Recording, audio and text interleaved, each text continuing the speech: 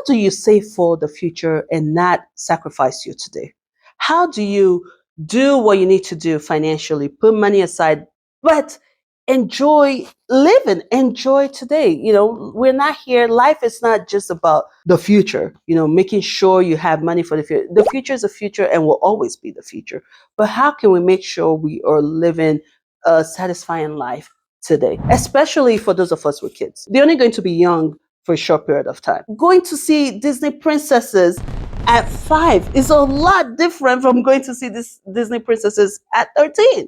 Or even if you don't have kids, you're young, everything should not have to be when we're now older, and who knows, at that point we probably don't even want to leave the house because we don't enjoy living the house. So now that I enjoy living the house, how can we plan for that but still enjoy today?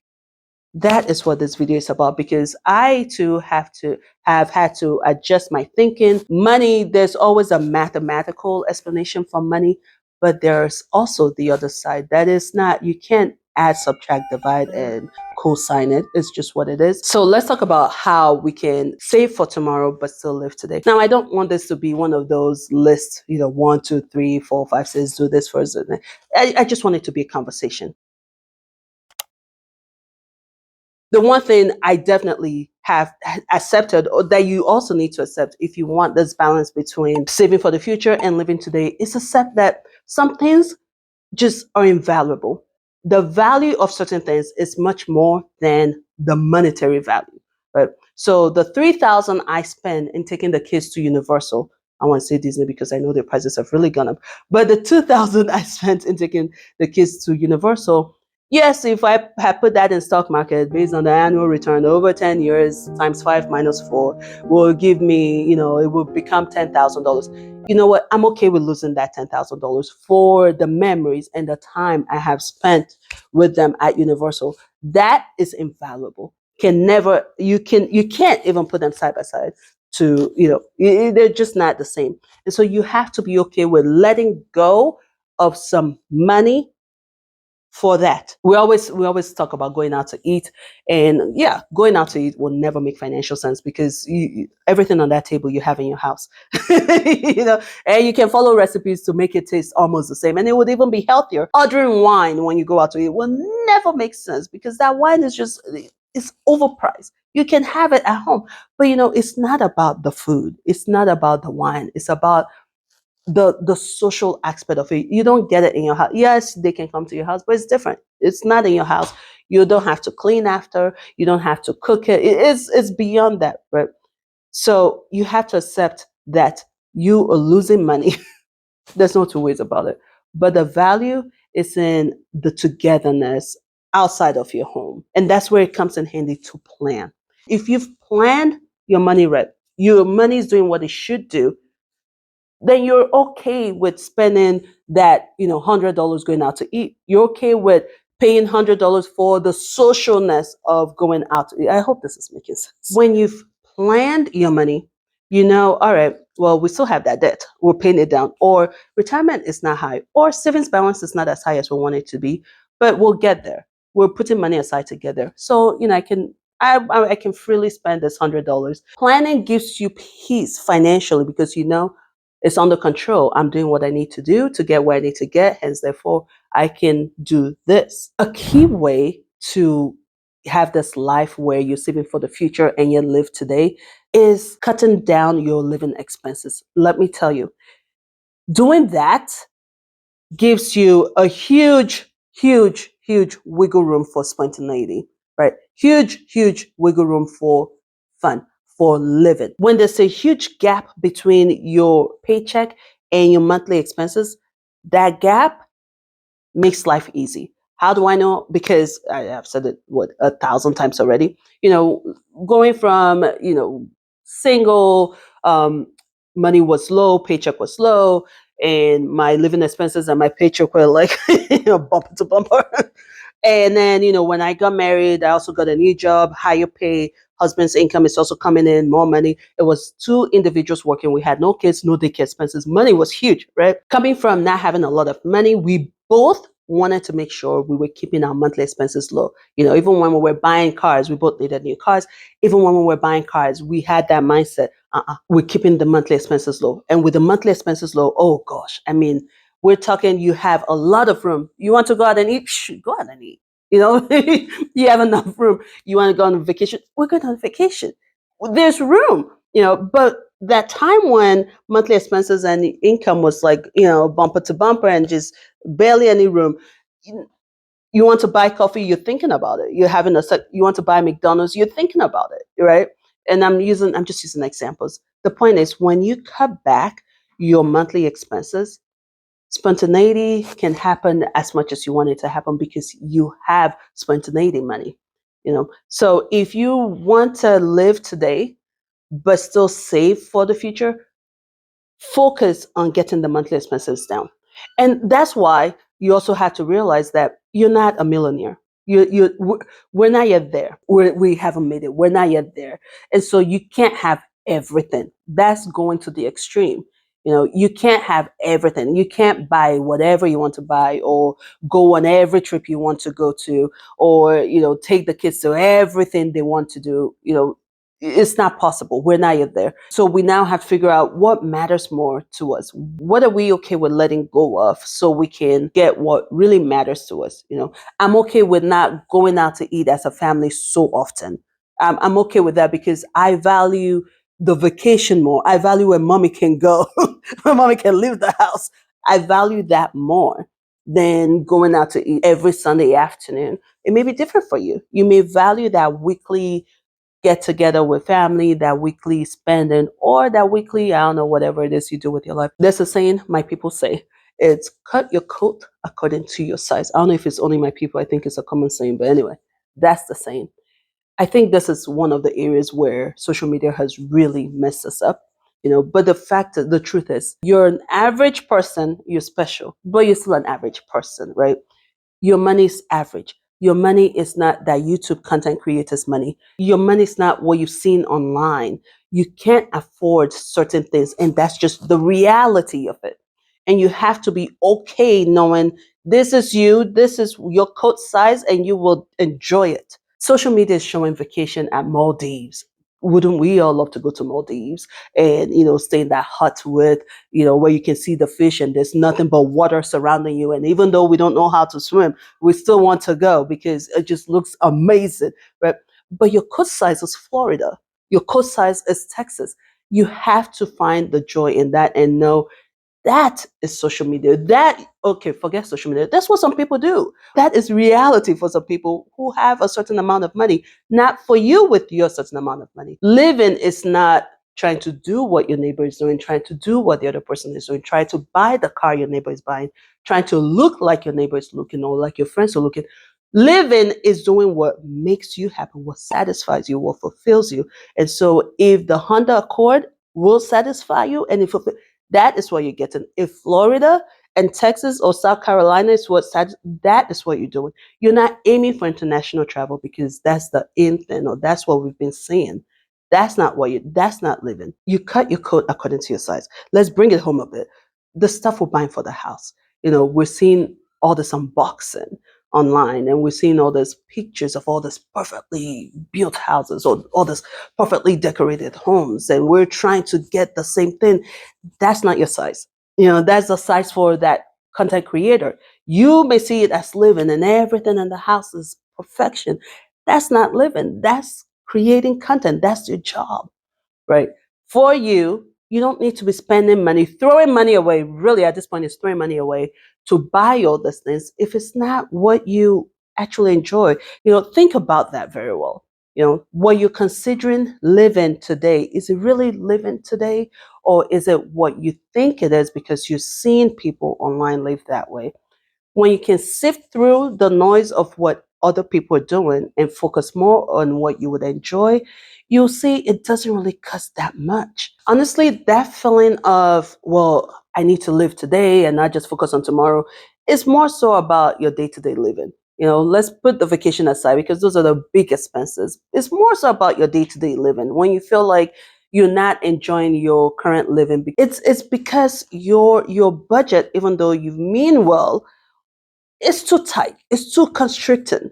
There's no wiggle room. If you've watched my other videos, I've talked about it's important to have some fun money, some wiggle room money. It really helps in making you feel like, all right, we're working hard to hit these goals, but in the meantime, we're still enjoying ourselves. In the meantime, we're still having a decent life. Also keep in mind, some living is only possible at a different season of our lives. You're probably frustrated because you're trying to make fetch happen now. But if you would just be patient for just a couple years or a year or two, fetch would easily happen because you're no longer paying $300 a week for daycare, So you have those big things you want to do or those big fun things you want to do. And it would make more sense or it would be less difficult and you would have less friction if you were patient knowing, all right, right now is not the time. We don't have to wait 10 years to make it happen, but maybe a short period of time and it will happen. Now, I'm not saying you're going to give up everything. I'm saying for those bigger things. Some of us would like to travel internationally. Some of us would like to, I don't know, whatever it is that costs a lot of money that you want to do. After all, this video is strictly about finances, right? It- you should understand that everything has season. Everything has season. You don't want to hate your life now or deprive your living now just because you don't understand that Eiffel Tower will still be there 10 years from now. Nothing about it would change and you will still be able to go see it. Trying to fit in a trip to Eiffel Tower while you're paying 300 a week for daycare, while you were paying the car payment, while you were saving for a down payment for the house, makes no sense. That's foolishness. It's foolishness. So if you understand that and you get, all right, Eiffel Tower will be there when the kids are out of daycare and we'll go. And then you enjoy the other little things that don't cost Eiffel Tower money. I hope this is all making sense. I'm trying to make this just flow as a conversation rather than going one, two, three, four. But I hope you get the point. There's certain things that we would love to do in our lives, and that's great. That enriches our life. But some of those things can wait. Some of those things don't have to happen right now. It can wait till later. And no, and I know it can wait, but the point is you understanding you can still enjoy life while you wait. You can still enjoy the other things while you keep those big things for down the road. And it doesn't mean you are not living today. You can still freely save for the future, freely save for other financial goals, knowing when this car is paid off, I can pay for the Eiffel Tower trip. When this car is paid off, I can then do this, right? A lot of people feel this way a lot when they're paying off debt, when they're thick of paying off debt. And it feels like all we're doing is just putting money towards debt. And I would like to have fun. And it's understandable. So it's a personal decision. Some people are okay with, I'm in it, we're going to tough it out until 2 years is done and we're free. And it's worth it at the end of 2 years. But for some, it's not worth having a miserable 2 years to accomplish this goal. And that's where you have to then compromise and be okay with, all right, instead of 2 years, it's going to take us 3 years because I want to take some money out for an annual family vacation. I want to take some money out for spring break with the kids. I want to take some money out for going out to eat as a family once a week. Oh, no, sorry, once a month, not once a week. And if that means rather than getting this goal done in 2 years, we'll get it done in three, I'm okay with that. Because at the end of 3 years, I've gotten the best of both worlds, right? So it is a personal choice. But if you're feeling that way, which is what this video is about, is if you're feeling like, we're not living today, all we're focused about is the future, then reconsider the goal. It may just take a bit longer than your original plan, just so you can actually have a good journey to the goal. It doesn't have to be all or nothing. You can find alternatives to do certain things. I mentioned Maldives before. You're not going to Maldives, but you can go to Florida. Okay, we can't fly. We can't buy tickets for 4 people. Sorry, we're five. For 5 people, ticket for 5 people to fly anywhere. Whew. Well, we can drive. That's why we bought a good car. We can put mileage on that car. I can drive, he can drive, and we can drive to where we need to go. All right, we would love to stay at a hotel. Well, it's cheaper if we go midweek. So midweek it is. We love going on vacation, but we're also though going out to eat when you're on vacation can really add up, right? 3 meals, or even just lunch and dinner, 5 people. How many days? it can really add up. And we have other life goals we're trying to hit. So we still want to go on vacation, but we don't want our vacation to really just scatter and destroy our savings plan, right? So what do?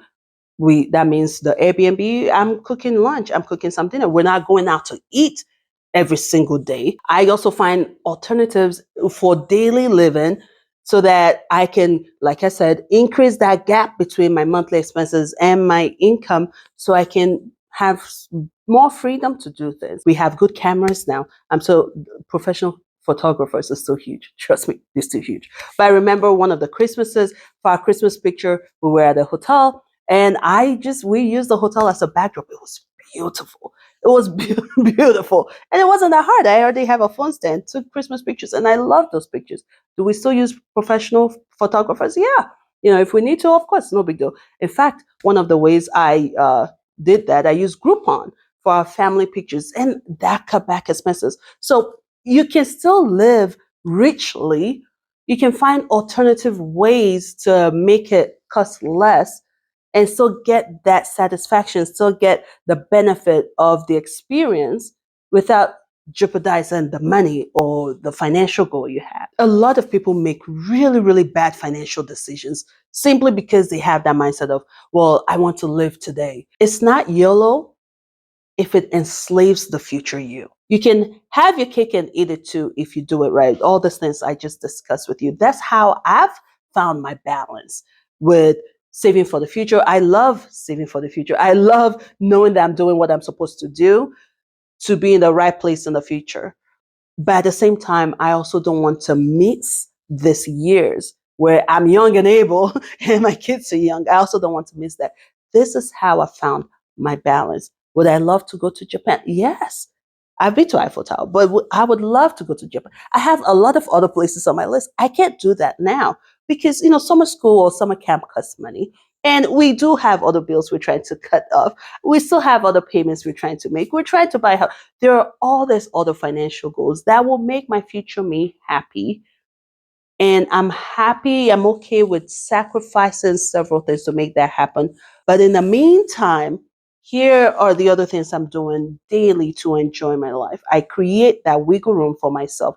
I'm okay with cutting off cable to create wiggle room.